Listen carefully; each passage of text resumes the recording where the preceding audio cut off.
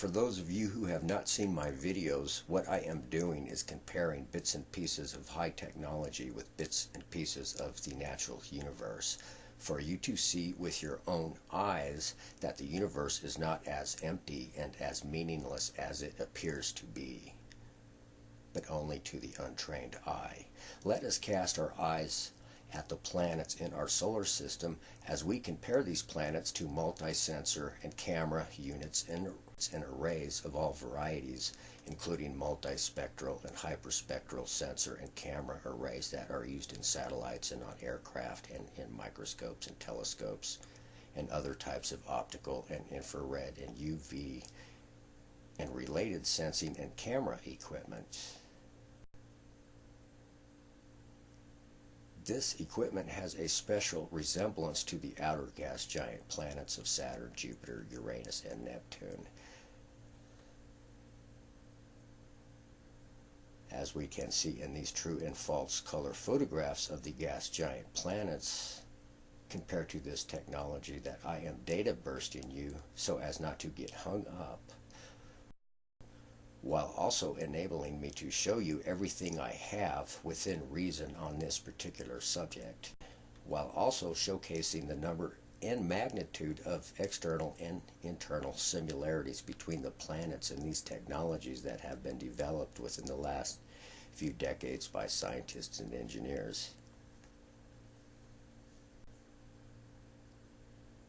What is significant here is that the pretty coloring of the planets you see in these pictures here are called false color images, insofar that these pretty pictures were produced using the same types of camera and lenses and lens filters and digital imaging chips that we are comparing these very same planets to. You get it?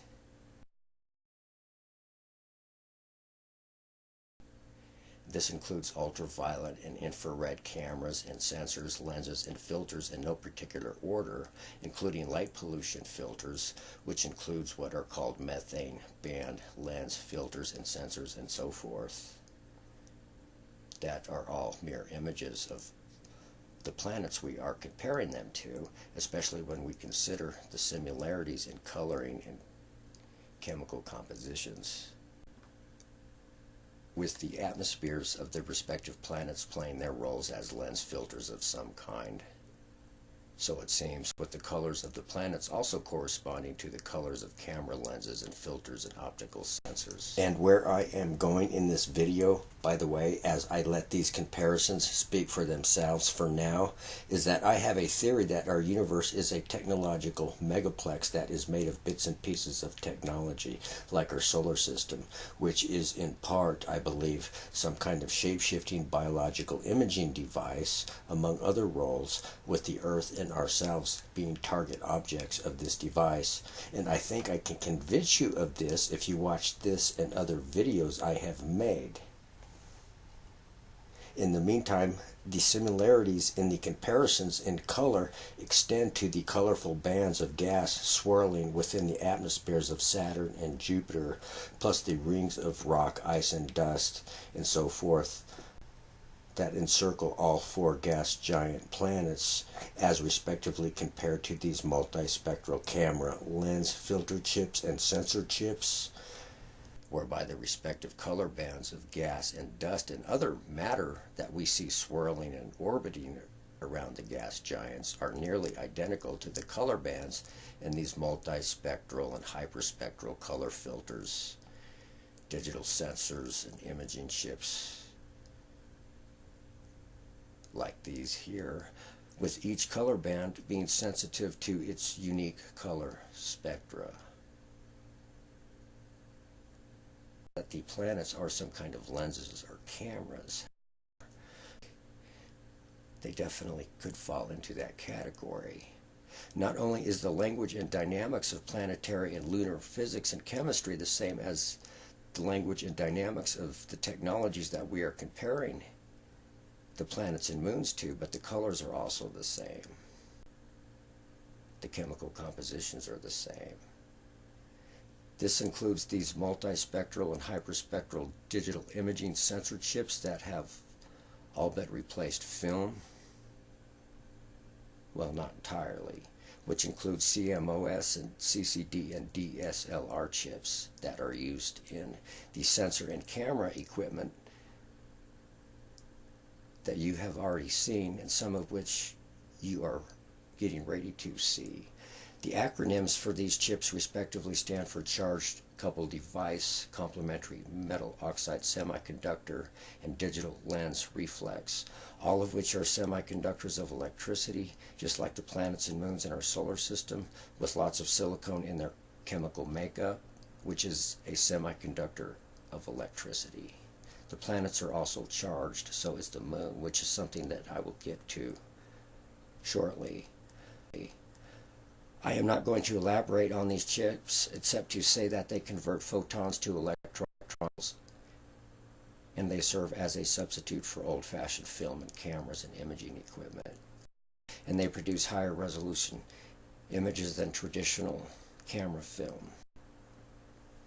This means that digital imaging chips are being fused with cameras and other optical equipment, and when we focus on the pretty colors of the planets, we can see with our own eyes that they are colored like digital imaging chips, as well as lenses.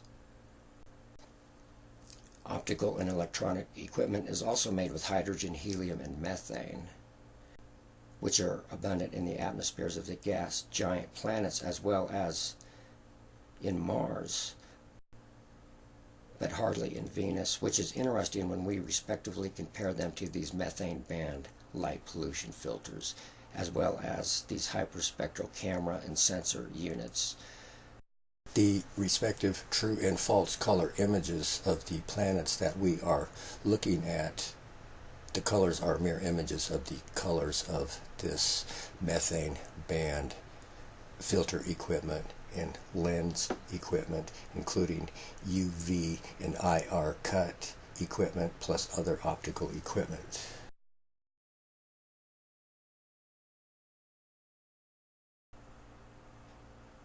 Methane also absorbs infrared and ultraviolet radiation, and the bluish-greenish colors of Uranus and Neptune are attributable to the fact that the methane gas in their atmospheres absorb IR and UV light, just like these UV and IR cut lens filters and hyperspectral and multispectral cameras and digital sensors that are blatant mirror images of Uranus and Neptune.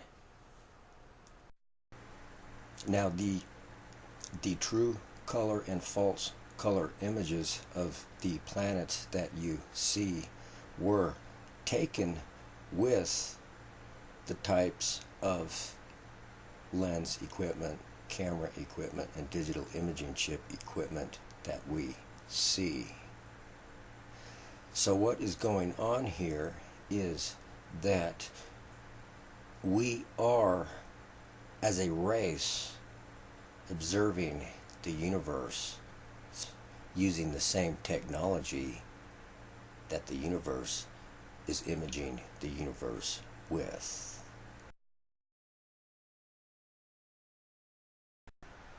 The geochemical and atmospheric composition of the planets in our solar system are mirror images of these technologies that you see here.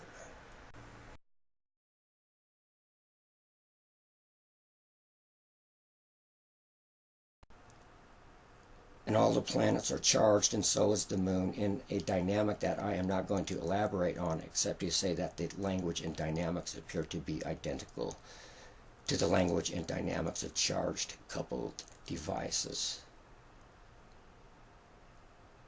which includes CMOS and DSLR chips as well. And we already talked about those. This means that the planets look like digital imaging chips and act like digital imaging chips, in addition to being structurally and chemically identical. And we must also remember once again that the geochemical composition of the planets and our and other moons in the solar system are also made of the same chemical composition of digital imaging chips and lenses and mirrors plus other optical equipment, insofar that they all contain lots of silicon and metals, including their respective oxides, including glass, which is essentially sand, and sand is silica, and one of the most abundant elements in our solar system, and silica is used in the manufacture of digital, electronic, and optical equipment of all kinds, including lenses and digital imaging chips. I am going to start setting you up for the second part of this video, which some of you may have already seen. The solar system is some kind of microscope, biological imaging device. The planets in the solar system always seem to be hovering around and passing by the Earth. The sun would be the obvious light source. But scientists and doctors have recently developed what are called microfluidic lab-on-chips. These are essentially biosensors, and they're used to study organisms, including cells and DNA, at the molecular level. Earth is some kind of microfluidic lab-on-a-chip. Scientists and doctors have recently merged lab-on-chips with CMOS digital imaging chips. And I showed you an ample supply of these in this video. And the planets externally and internally are structured like digital imaging chips, as well as lab-on-chip devices. Solar systems like our own are probably equal opportunity platforms, whereby planets that evolve life automatically become targets of the biological imaging and microscope and spectroscope platform and so forth, called solar systems. Now, bearing in mind that the language and dynamics of the planets and the moons, including words like charged particles and charged coupled devices and so forth, charged planets, charged moons, are the same, let us go off on a tangent here and discuss what are called charged black holes. Now, I do not understand the physics of this here, but again, here we have the language and dynamics of charged coupled devices compared to the language of charged bodies in outer space, basically. And I am not going to go into detail about this except to say black holes are pulling in light, photons essentially. So if black holes are like lens filters or camera lenses merged with digital imaging charged coupled devices that are pulling in photons / light, not to mention other matter and energy, black holes are also considered to be computers, at least according to Scientific American magazine, which asserts that black holes are pulling in and processing information, essentially. What this in part means is that black holes are playing the simultaneous roles as CCD imaging chips merged with central processing units, I suspect, whereby the CCD component of black holes convert photons to electrons, analog signals to digital signals, whereas the computer component of black holes are, I think, some kind of quantum computer that converts digital signals to analog signals. I think that the Earth and other living planets and moons might also be playing these roles simultaneously, whereby they convert photons and electrons, digital and analog, back and forth in a confusing dynamic that is as confusing as the implications of this dynamic, which invokes the concepts of reincarnation and avatar and other New Age and science fiction and fantasy concepts. I am not going to elaborate on this here as we move right along to the next chapter with the shortest attention spans in the history of the world, if not the universe.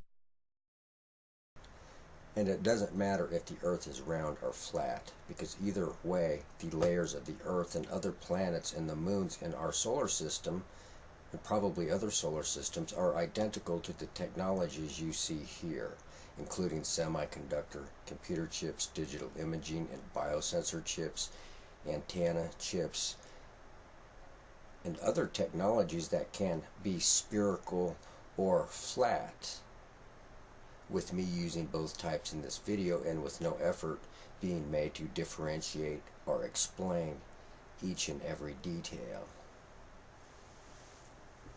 Let us notice how there is some serious activity going on at the cores of the planets and the moons, just like we have some serious activity going on at and near the cores of and centers of this computer equipment and sensor equipment, antenna equipment.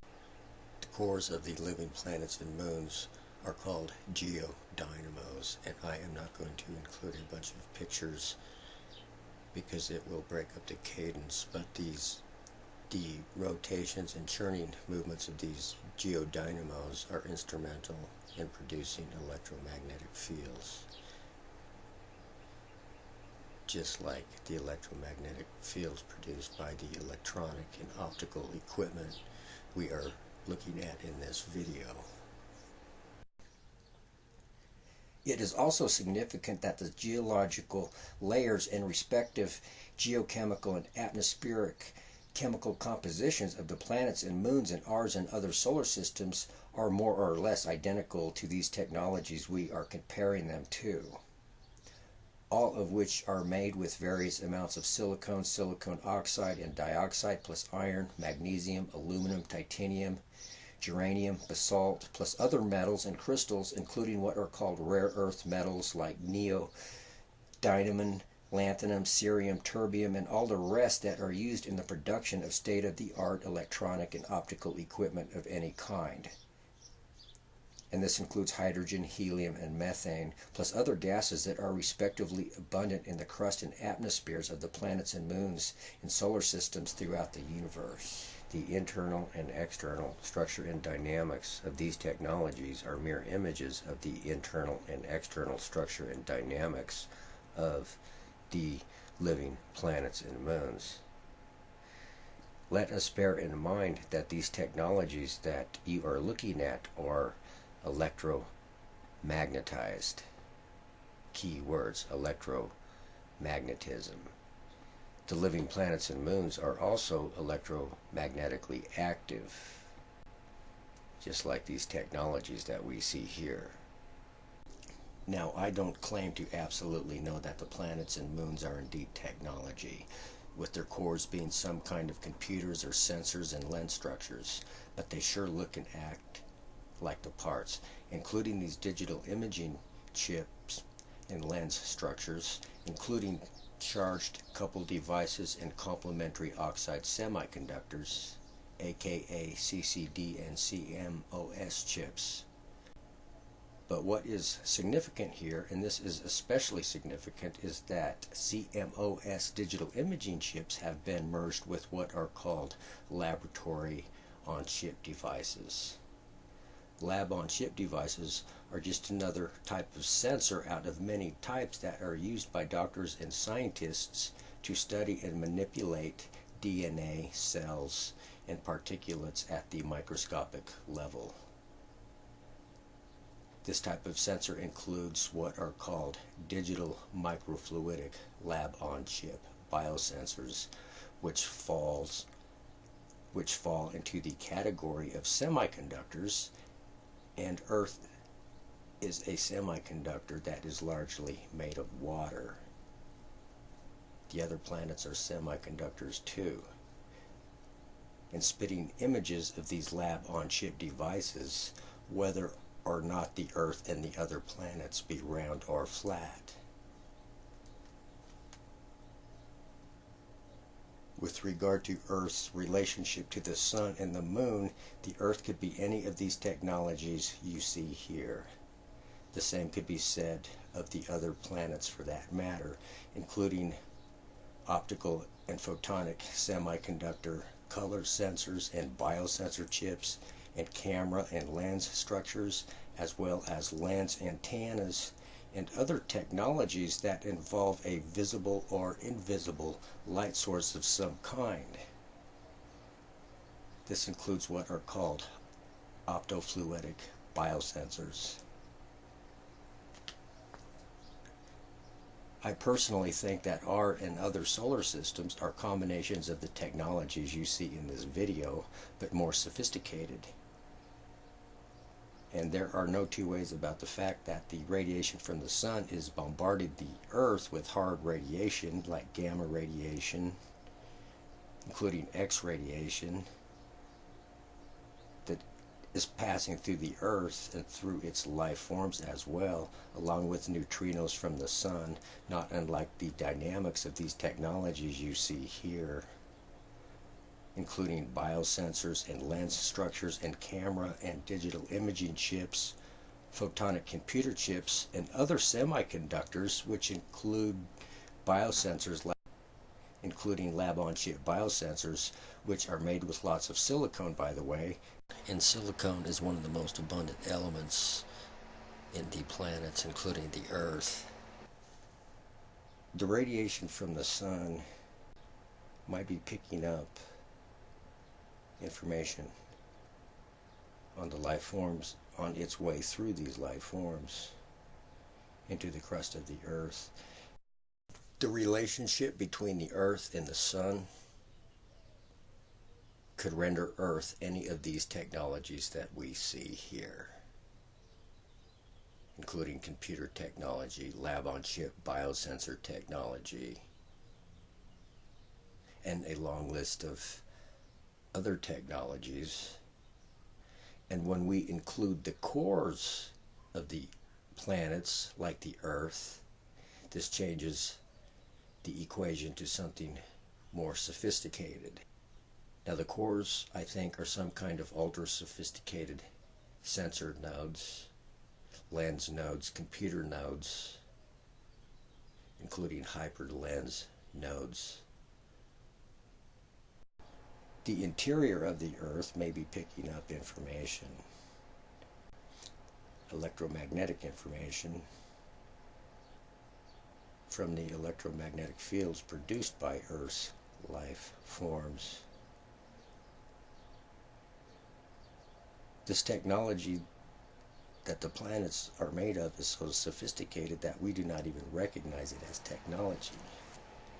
So the next time you look down at the ground, think about that gigantic, churning, rotating blob, sphere of alloy that rotates and churns beneath your feet. Think about its electromagnetic field as well as that produced by the sun. Next time you see the sun,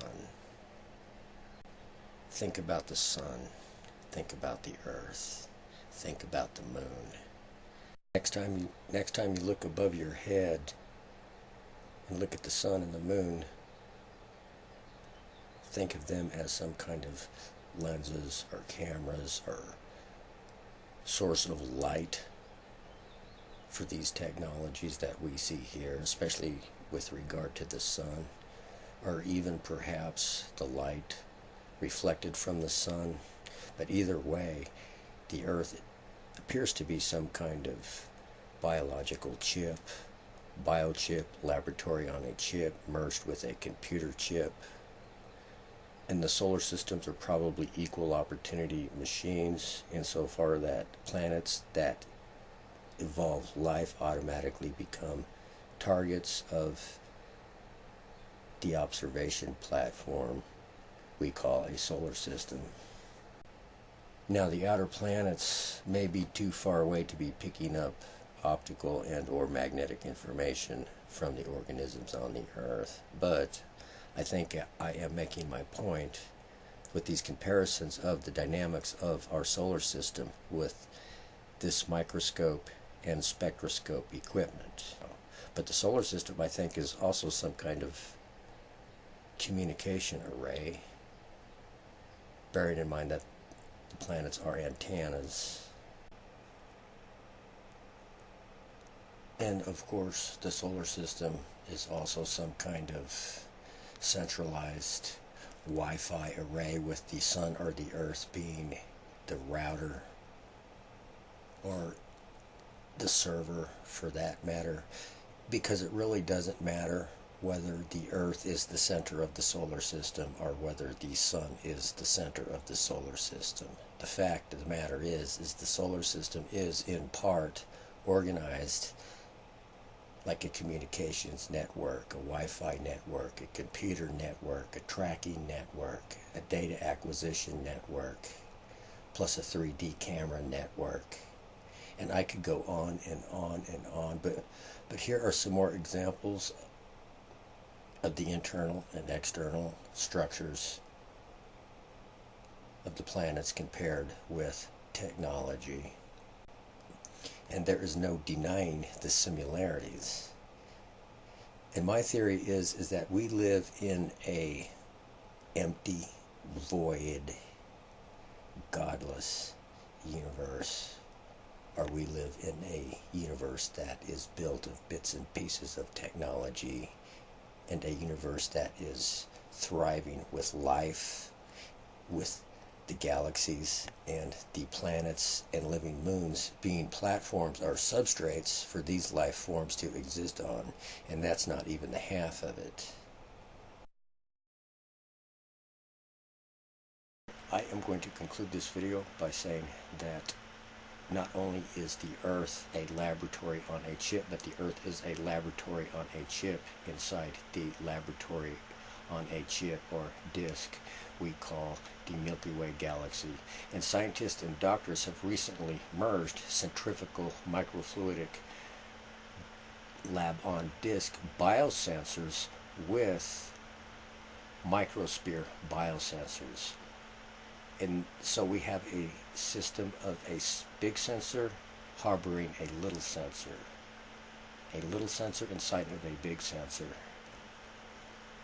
And that's not even the half of it. And if you like this video, subscribe, share, give it the thumbs up, leave questions and comments. I have other videos out there under Cybernetic Universe or Technoverse or other names. Click the links, by the way.